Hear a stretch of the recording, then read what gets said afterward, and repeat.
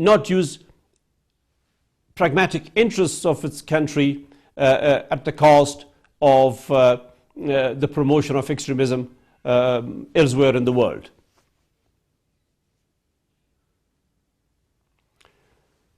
Well, India is a democracy. India is a very tolerant country. The whole world knows that. We know that.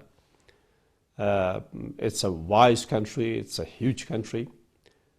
It has run its democratic institutions fairly well. It's the greatest democracy on earth.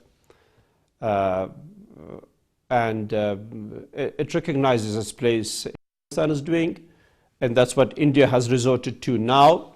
While we must highlight the plight of this region in every forum, while we must speak about the suffering of our peoples at the hands of extremism at every forum, while we must identify the elements, the institutions causing this to both countries, yes, we should do that. But at the same time, we must also recognize that we should separate the people of Pakistan from some of the institutions that are causing this hurt.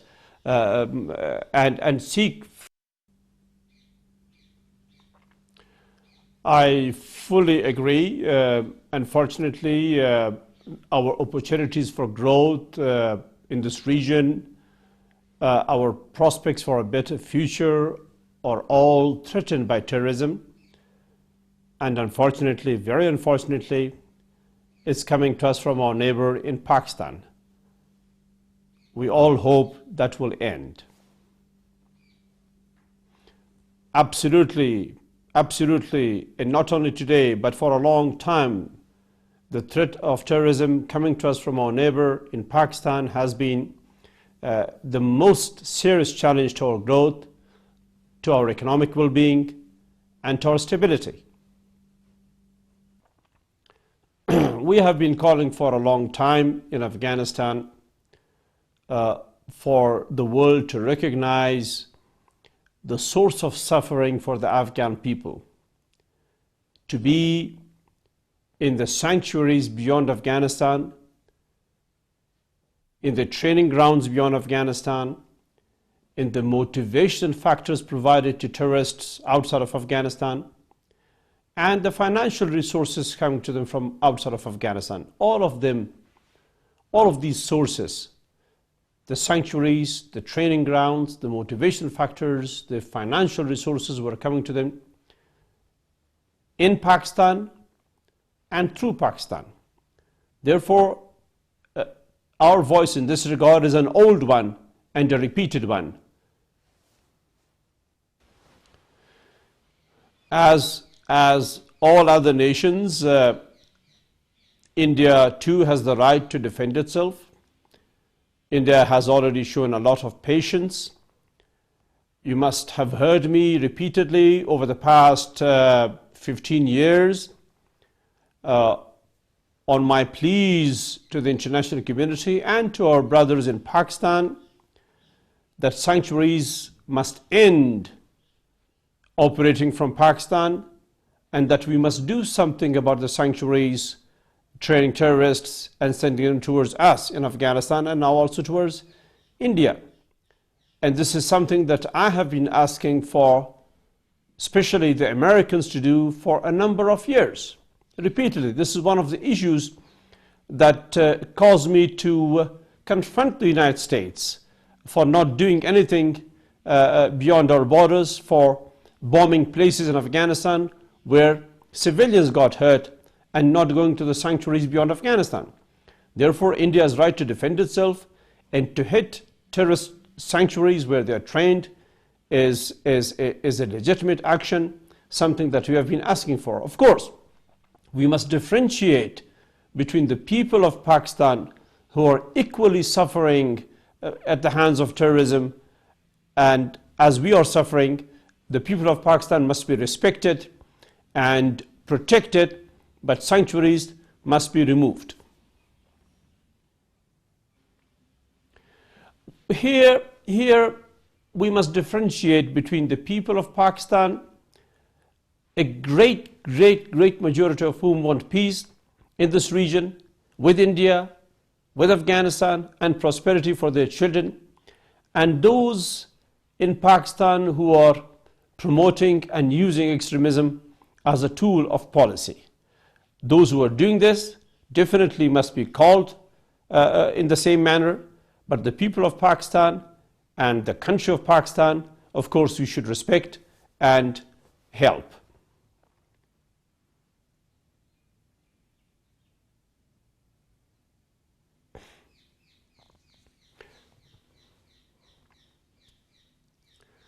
I have already, when Prime Minister Modi made his statement during his Independence Day speech at the Lal Qila at Red Fort, I endorsed his statement. The people of Balochistan are suffering. They are under heavy pressure and they are very underdeveloped. We must respect their right for self-determination. We must also respect their right to have a life away from violence and the preservation of their dignity and human rights. So I very much endorse that.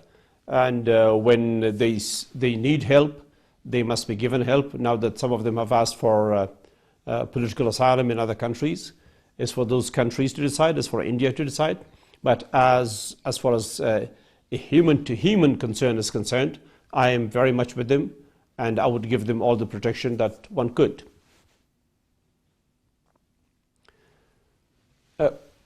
India and Afghanistan stood at the same place. We shared a platform. The platform was one in which we suffered at the hands of terrorism, and we knew where it came from.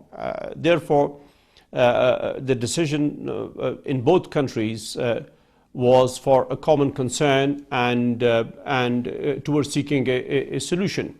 It's something that I endorsed. I endorsed the decision of the Afghan government not to go to SARC, and then other countries followed suit with it. This is a tool, this is a pressure, and I hope it will result in Pakistan recognizing that this region needs to be looked at differently, that Pakistan can have what it seeks through friendship and through a civilized cooperative relationship rather than through the use of religious extremism. Well, I hope Pakistan wouldn't do that. You see, Pakistan, while Pakistan is causing all that trouble, Pakistan is also a reality. It's a country in this region. It neighbors India and Afghanistan and Iran and China. We would want change in Pakistan towards better relations with Afghanistan and with the region and with India. And we must keep trying that. But if we keep failing to bring Pakistan to this recognition into a more civilized and cooperative relationship, of course, then we should seek alternatives.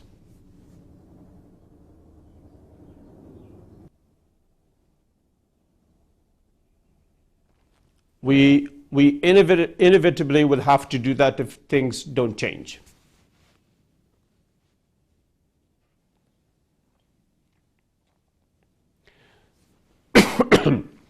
On the issue of terror, on the use of extremism as a tool of policy, on the export of religious extremism and radicalism that cause hurt to civilians, to people, to children, to families, to institutions in both our countries, well, definitely we must do that.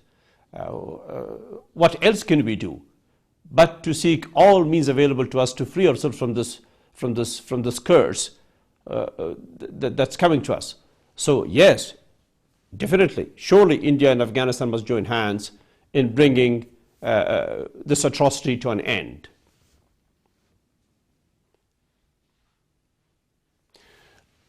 That's what we did in Afghanistan. That's during my government. That's what the current government in Afghanistan is doing, and that's what India has resorted to now.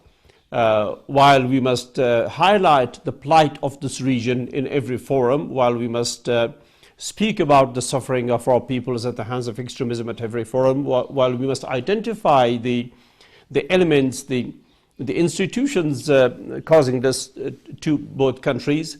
Yes, we should do that, but at the same time, we must also recognize that we should separate the people of Pakistan from some of the institutions that are causing this hurt. and seek friendship and cooperation with the people of Pakistan. I know India is doing that, and it should continue the policy of befriending Pakistan while addressing the question of extremism and terrorism.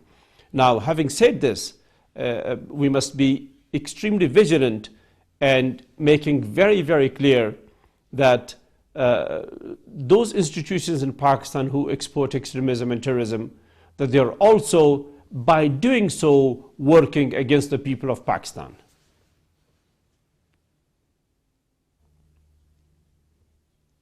No, unfortunately, no.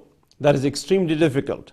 But here the US also shares a great deal of responsibility for ignoring the sanctuaries for years and for supporting those who provided support to extremism and terrorism, and for providing resources and money and equipment to those